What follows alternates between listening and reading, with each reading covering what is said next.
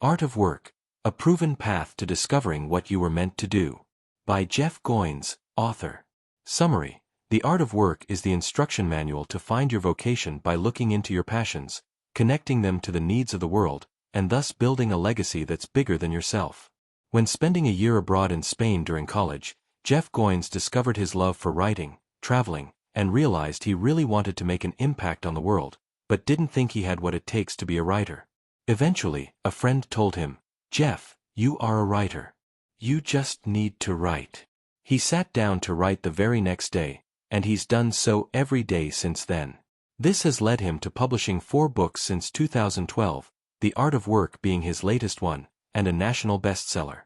He's quit his job at a non-profit organization in the meantime, and lives in Nashville with his wife, son and dog with the incredibly cool name, Lyric.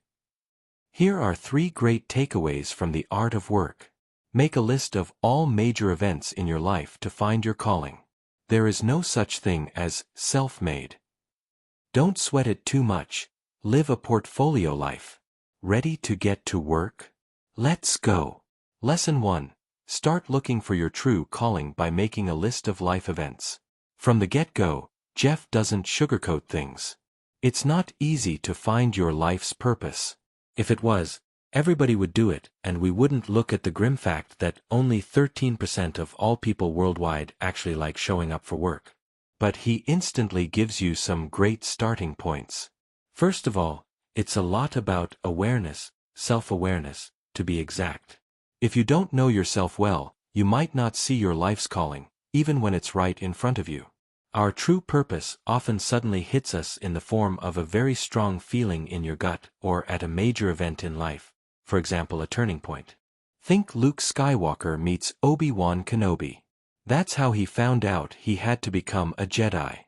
Jeff suggests you start by making a simple list of all the major events in your life. Note, however, that major does not mean important. Yes, the day you started high school should be on there, just like graduation or maybe your first kiss, but some events might seem random, even though you feel they're important. Maybe you're just out for a golf session, and the second you hit the ball and see it fly away in a perfect trajectory, you know that's what your life as a writer would look like. Go through the list and ask yourself, when was I the most happy? When did I feel fulfilled?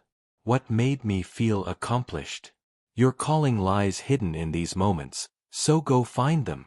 Note, I'm proud to say that my blog post about finding your true calling makes use of this method. Slightly smiling face. Lesson 2. There is no such thing as self-made. Yes, motivational Instagram channels are great, but every time I read self-made millionaire, I cringe a little bit. Jeff says there is no such thing. Why? Because even the greatest of the greatest rely on teachers, mentors, and guides. Warren Buffett had a mentor, Benjamin Graham. Michael Jordan had a coach, Justin Bieber had a vocal trainer, and Jeff Bezos says he's been mentored by the hundreds of people whose biographies he's read. Everyone you meet and everything you do is a chance to learn, so start seeking these people and opportunities.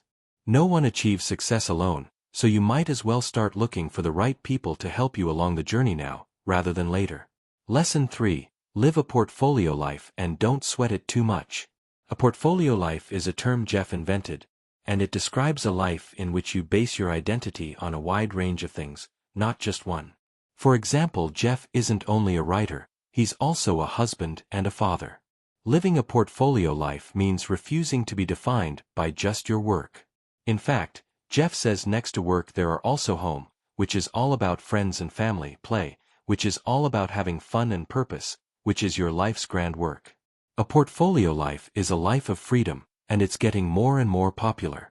The numbers prove it. By 2020, more than 40% of all American workers will be freelancers, and by 2030 they'll be the majority. Freelancing means getting to do a wide variety of work and making your own hours.